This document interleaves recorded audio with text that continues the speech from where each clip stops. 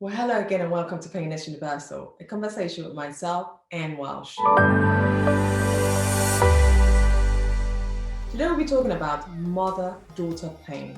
How do you overcome challenges with your childhood to immediately, as an adult, to find your joy? This is my guest, Stepahnie Thornton Plymale. Went through her own childhood struggle. From living in a car at a young age, she had an instant desire to do more. She had a difficult childhood, moving from foster home to foster home. She was living in a car on the beach with her five siblings to being isolated in the dependent unit in the state of California to a horrible abusive foster home. She never experienced the feeling of a child. But this led her to getting married and also building up successful businesses. Stepahnie felt ready to pursue her next chapter. It was then she took over the heritage interior design. She has been an interior designer for 18 years, then feeling ready to do what is best for her, to help others in pursuit of their own design of being an interior designer. Her vision was to make education accessible to all who were interested in excelling in the industry. She's supported hundreds of students in achieving their dreams in their interior space. Many of her alumni have gone on to win prestigious awards and become wildly successful. She continues to balance family life and her successful interior career. And what we were talking to her about is how she balances these two, how her childhood trauma has affected her life today.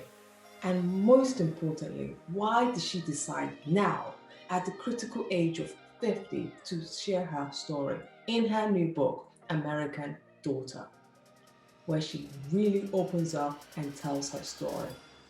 Finally, we'll be touching base with Stepahnie about her new podcast coming up, Overcoming, helping others to share their own story of dealing with pain and finding their own joy.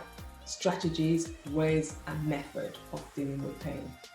I hope you're excited for our guest. I'll also be asking her why the name Stepahnie Thornton Plymale must always be used in the full formats. Let's meet our special guest, Stepahnie, as she joins us in this conversation. Well, hello everyone and welcome to Painless Universal, a conversation with myself and Welsh. We have the amazing Stepahnie Thornton Plymale. She'll be telling us why we go by the full name, because I just found that myself and I think it's important I share that with you guys. But more importantly, we'll be talking, she's an author, interior design, she's a philanthropist, she gives back. Her story is one that's truly amazing. And we encourage that mother-daughter relationship, examine your mother-daughter pain and how to resolve your pain and heal. Meet Stepahnie Thornton Plymale. How are you? Thank you, Anne, for having me. I'm fantastic. It's beautiful here in Oregon. So happy to be here with you. Are you based in that Oregon? For anyone who doesn't know, Oregon is in the United States, I presume. United States. I know that myself, but for anyone who doesn't know that, this is in. What's the weather like out there? Oh, it's gorgeous today. We live on the lake and it's just summers here in Oregon are just breathtaking. So we don't leave in the summer. We're not there yet in the UK. Weather's sometimes it's nice, sometimes not quite. It's not something where you could just like go out and the weather is so hot. But we're hoping that we'll have a very good summer this year. So Stepahnie, I'm really excited to get in touch with you because your story, especially what you wrote in your book, was really mind blowing. And I know anyone who reads your book will be, wow, what happened and how did she not have? How did she brave it to finally put everything into words and put it in paper and get everyone else to read it? Read your story finally. Before we get into all of that, in simple words, can you tell me a little bit about who is Stepahnie Thornton Plymale? So today I am the CEO of Heritage School of Interior Design. I own 3 schools. We're launching a virtual master's program. I have a foundation that helps foster kids and mental health awareness here in Portland. I'm the mother of 3 and I've been married for 35 years to my high school sweetheart. Oh. And my true passion is interior design. If you follow me on Instagram, I'm always designing something. Uh, I follow you on Instagram and I always wonder where she gets this creativity, ideas to design, and I see a space and sometimes I'm so clueless, what do I do with this space? And I look at your page and you really know how to use a space and how to make things work. You're really amazing with your work and I think anyone else should follow up. In a, Thank you. your background is truly unique. You're growing up, the way you grew up. Can you tell me about just growing up as a child? Just not much detail. Just what was it like? When anyone thinks about their childhood, what was your childhood like? You know, I've thought about this a lot. Obviously, I could only describe my childhood as something of about being kidnapped. I was basically taken from place to place for either living in a car, living in just in a random house, living on the beach, living just like everywhere in any place all through my childhood. I was in and out of foster homes, makeshift homes. My mother was a drug addict. She was in psychiatric wards and in jail most of my life. So I was in and out of foster homes, homeless, all the way up until I got married and started my own family. And it was just a level of chaos that you can't, sometimes I can't even believe it. I've created such a family and a home that's so stable, so hard for me to realize I lived an entire childhood homeless. Whether I had a home, whether I had a roof over my head at times, I never had a home. I never had a bedroom. I never had those things that we just all take for granted.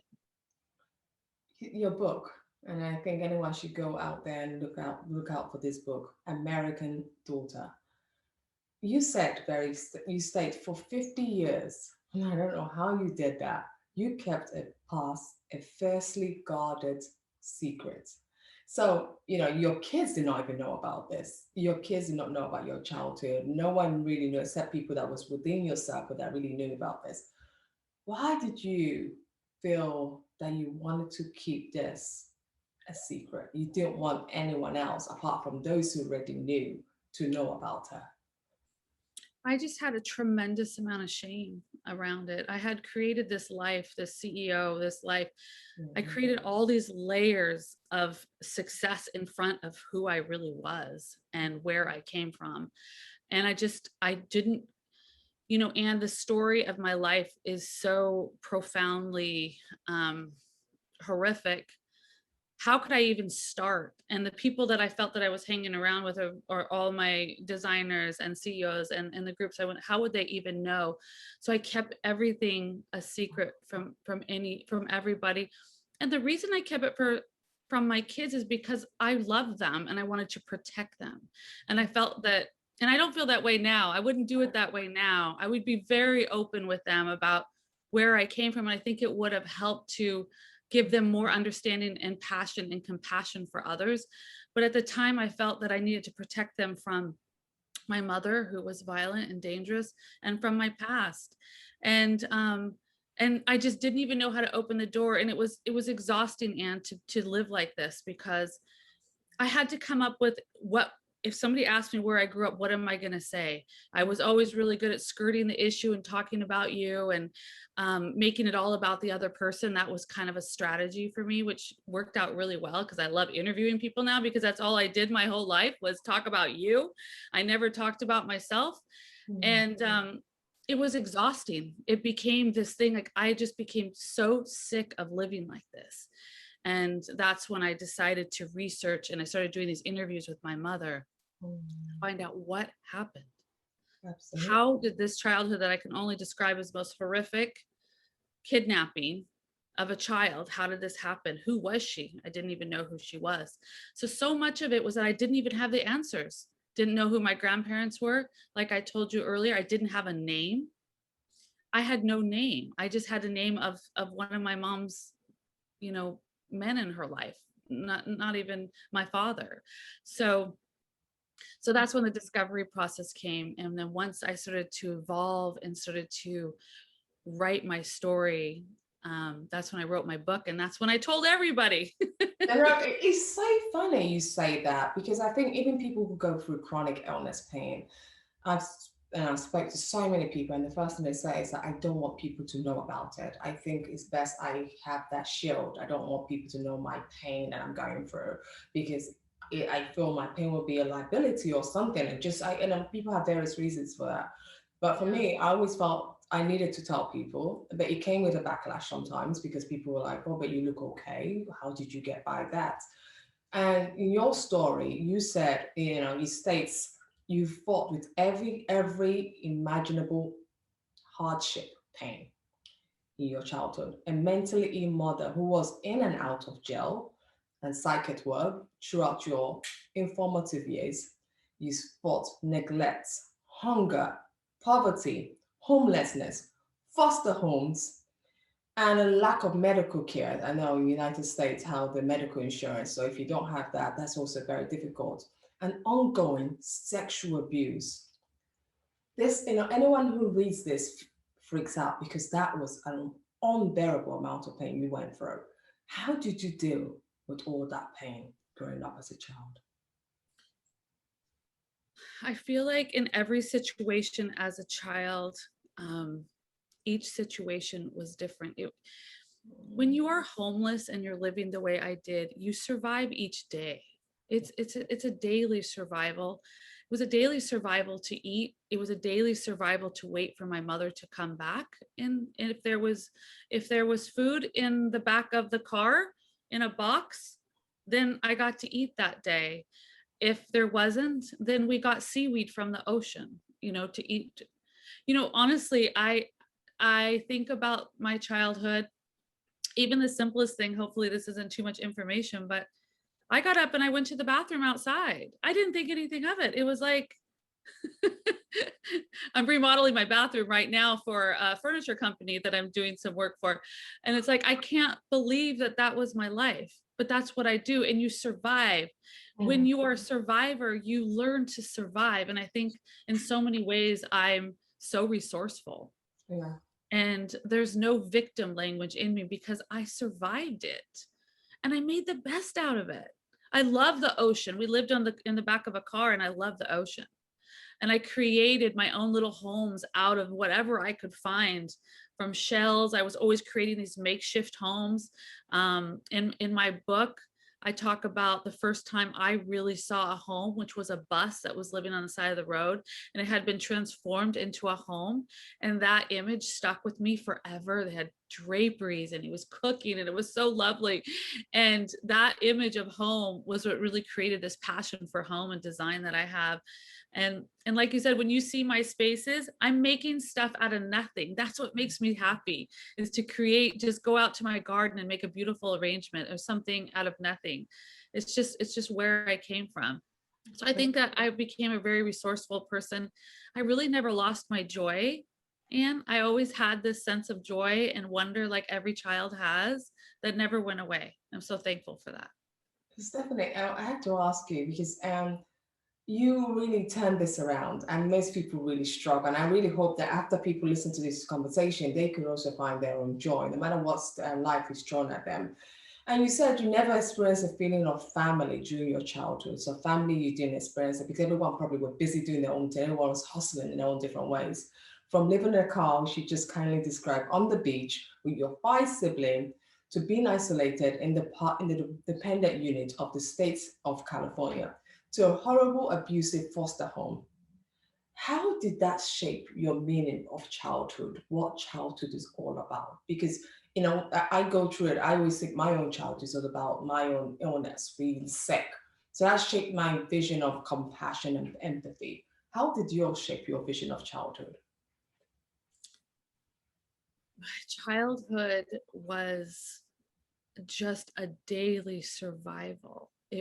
I wasn't actually able to even be a child, because when I was surviving to eat, obviously I had times when I was playing and finding, we never had toys or anything to play with. So I created my own environment of fun and that imagination that I had.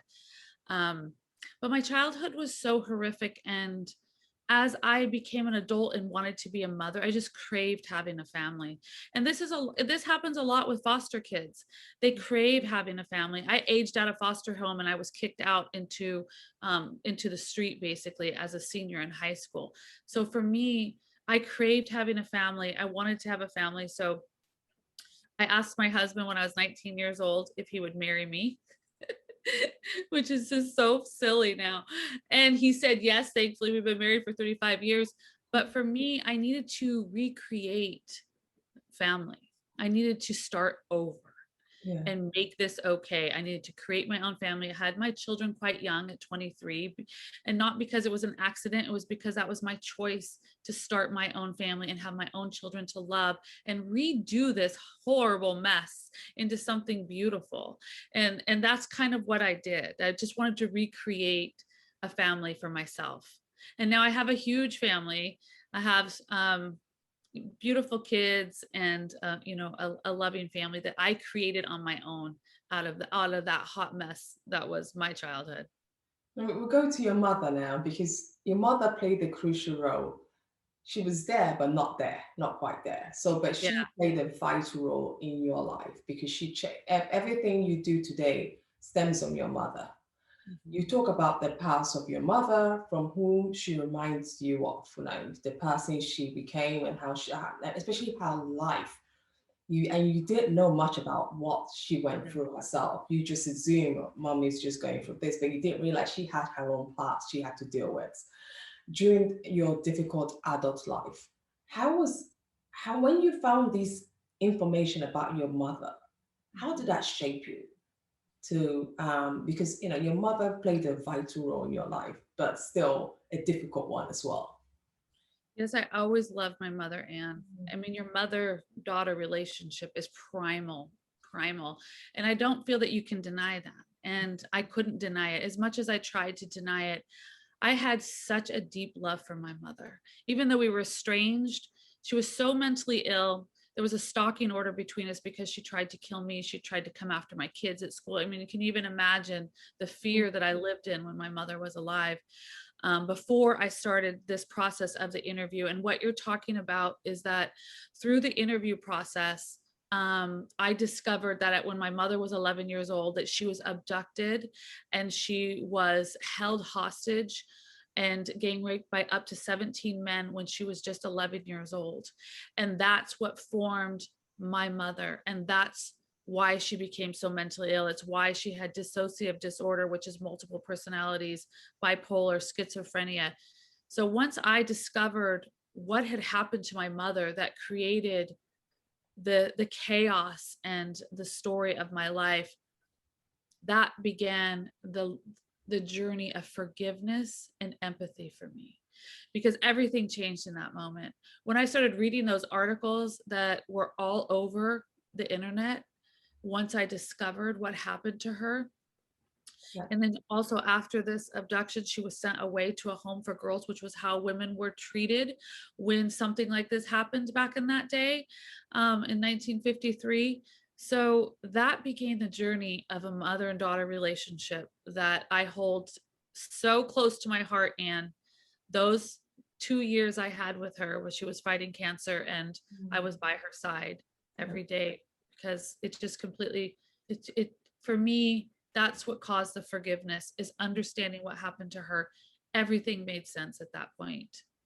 And I think it's all about communicating. I mean, when we share our stories with our kids, and I think this is why your kids now understand you, because there's certain traits and personalities we tend to have when we've been through trauma. Because I know there's certain things when my sisters always say to me, "Oh, it's because because you have your sickle cell. This is why you're in a bad mood." So because mine was it started very very young, I always had to embrace my kids because I wanted them to understand when I'm tired, mommy's not tired because she doesn't want to play with you. It's just mommy's tired because she has this chronic illness. In your Yeah. book, The American Daughter, you offer very useful insights to what it means to survive. And this is the bit I think anyone who reads the book will really find really it's really exciting. To survive, to raise above, to heal, and to forgive. Mhm. In your own life, going through this difficult journey, how did you find it in yourself to do those things, to survive, to heal, to forgive, and to do all of that?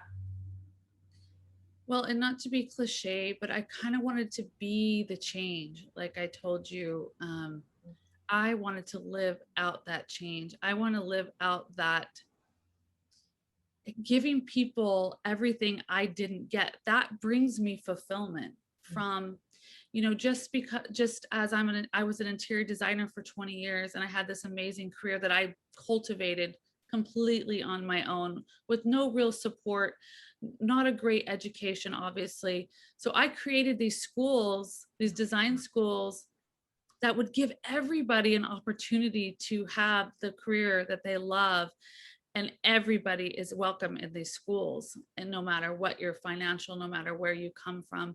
So I think so much for me is kind of being what I didn't have. It just gives me joy. And so sharing people's stories on my podcast, like what you're doing, that just gives me great joy, because I know it's going to touch somebody's life somewhere. And so that gives me joy. My passion for design, my passion for my family, those things definitely have made me who I am, for sure. But I've also done a tremendous amount of work in my own life. I have done a lot of trauma work. I have done EMDR. I have worked on myself, and you don't just show up with a childhood like mine without doing the work in your life to become a healthy person. Mm. Stephanie, at the age of 19, you got married. I would have been afraid myself, especially coming out of those kind of process. At the age of 19, you married your childhood sweetheart because you desired for a family rooted to create a stable, loving home. You wanted something that you didn't really have. When you did this, and were you a bit nervous about it? And when you're 19, you're with this person, are you not nervous in a way that, what am I Yeah. doing? I'm marrying someone that I've never seen a home. I don't even know how to make a home. And how did you know how to make a home from someone who didn't have one? But knowing, because now you have your kids, you're happily married, you have your successful business. How did you know? I don't think I was aware enough to be scared. I think I should have been, for sure. I think it was a little bit of just being super naive at the time, but I knew he was the one for me. I just knew. We just he's the first person who really loved me, and he's the first person who ever said he loved me. It's the first time I felt love from somebody, and I just knew. And I really have realized I'm quite a risk taker, and like I think that is what it is that what do I have to lose? I think when you have a life like mine and a childhood like mine, for me it's like, what do I have to lose? I've been at the bottom. I've been at the absolute bottom of the barrel. So what do I have to lose? So that was part of it, is that I am a risk taker. I love this person, and I was willing to work through whatever came into our life. And I have been, marriage is not easy. No.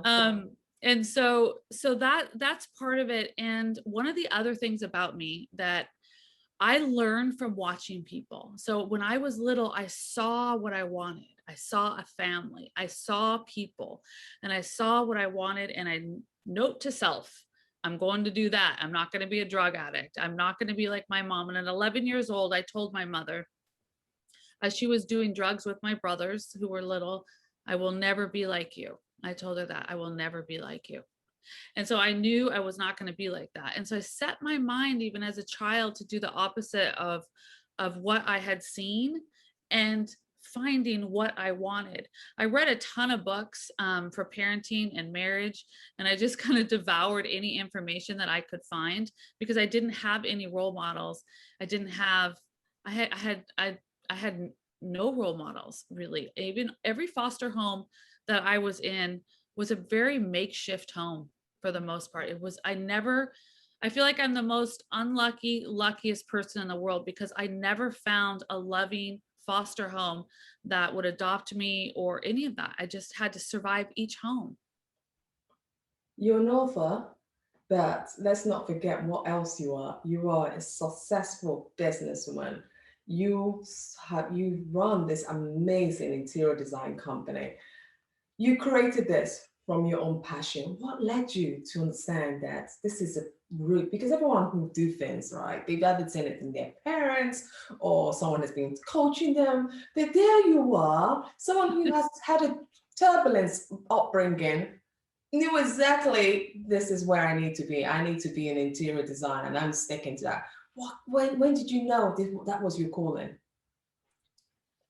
uh, the calling for interior design was in me before I even knew it was a business or that I even knew it was a thing. I mean, I was just creating. I had to create spaces out of, like, I would take a box that I would find at the garbage heap and I would turn it into like a little table and I would set it, So this was in me. And whenever we interview designers, they are the same. They started doing this as a child.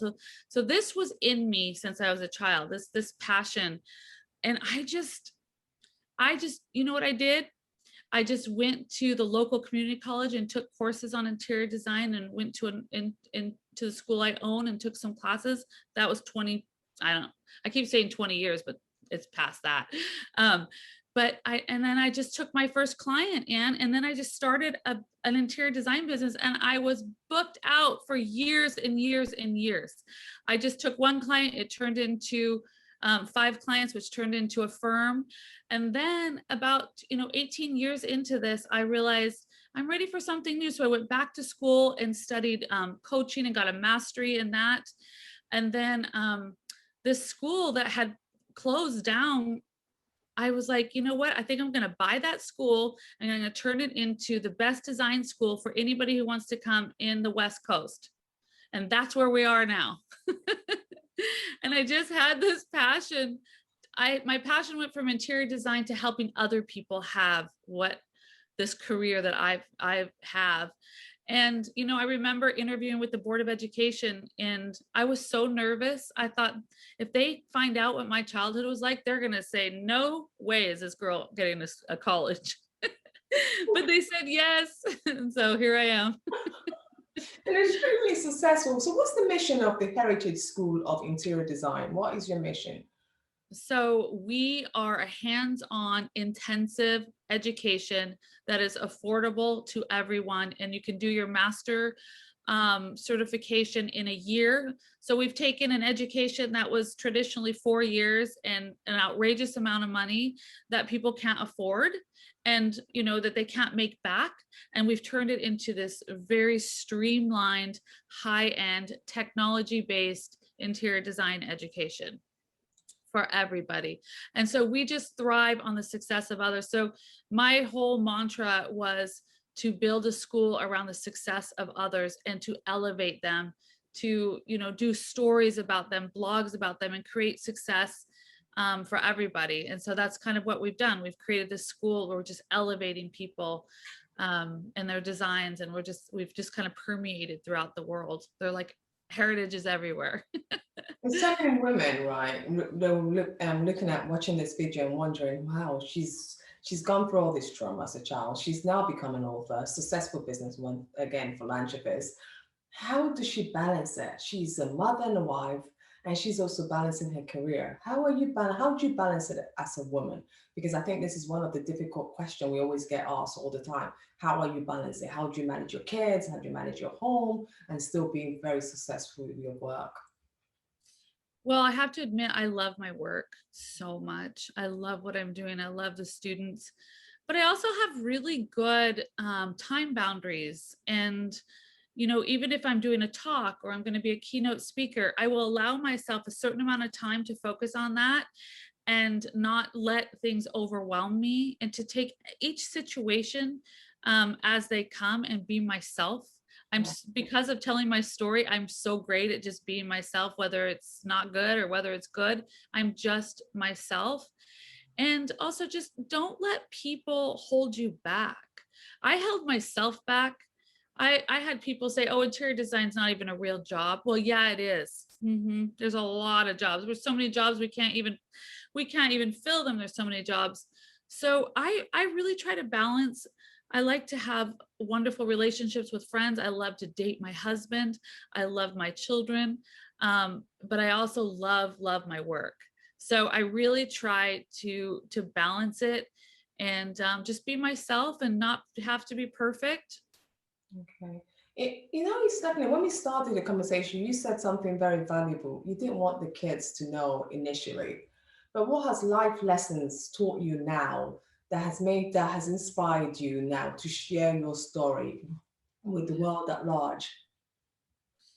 Well, what I've realized and is that so many people see themselves in my story, Mm. and that people are coming to me and thanking me for sharing my story, that it's opened the door for them to look at their lives and to get the help, or to not live in shame. There's so much stigma around mental illness and foster kids, and you know and for me, growing up as a foster kid, I didn't even want to tell people because foster kids are so looked down on, and that we are changing that. These are our kids, and so I've learned. I wish I could have gotten healthier sooner, and I wish I could have done this work sooner. I was 50 years old when I started this journey, and I'm just so free, and I have a deeper relationship with my children who've read my book and who love me exactly the way they did before, but have an understanding of who I am. And so it's been, it was really hard when I first wrote my book and launched it, and to be honest, because so many people just knew me as Stepahnie, the CEO, and they just thought I had this perfect childhood. I must have just gone to the perfect schools. And then they thought I was writing a design book. And then American Daughter came out, and it was just so shocking for everybody. But in a good way, I in a good, know. in a good way. I think so. I think it'd be a bit shocking for everyone because you've really achieved quite a lot from all the trauma you went through, and there you are. We're sitting here having this conversation, and you were very, anyone who's going through anything will look at you and say, "Gosh, I'm so glad she wrote that book because that's given me hope that whatever I'm going through, I should just believe in myself. Whatever pain, difficulty, challenge I'm going through." But finally, Stepahnie, I really have to ask you about your foundation because you also focus on giving back. You're not just focusing on yourself and your community, you're giving them the bigger community at large. What makes you feel the need to really help others and get them through their difficult stages of life? Well, I really believe in the work that I'm doing, and right now I'm working with foster kids through Project Lemonade, and they provide clothes, backpacks, and support for all foster kids. Mm. And I lived so long with such low self-esteem because not only did I not have a family, I looked different. And William Temple, which is an organization that I'm part of in my foundation, and there is a mental health organization. It's free counseling for anybody who wants it. Mm. My entire life, my mother, who was in and out of psych wards and jails up to 100 times throughout my childhood, never once had a counselor or a therapist. Mm. How sad is that? So these organizations that I'm working with, and they are changing people's lives in the things that matter to me. I don't want another foster kid to feel inadequate, or this horrible percentage of 70% of foster kids who end up on the streets. That was my story. That was me. That's where I always felt that I was probably going to end up, as a waitress doing a job that I didn't love, and not being able to succeed. So I'm here to tell a different story. And with you hopefully launching your podcast coming out soon, and that would also share other people's stories as well. And Absolutely. Stories of overcoming, strategies of how successful people have overcome, to help the world find their own strategy to overcome. that's amazing. Stepahnie Thornton, Plymale. I'm so amazed and happy you took the time out Um, to talk to me. And I really hope encourages everyone to get the American Daughter because I mean that is a real insight. And it gives you hope, it gives you joy when you read it because it tells that journey of pain, that success, and how you overcame it, the strategies you used. I really wish you all the best and thank you so much for your time. and thank you so much for having me. It was wonderful. Thank you.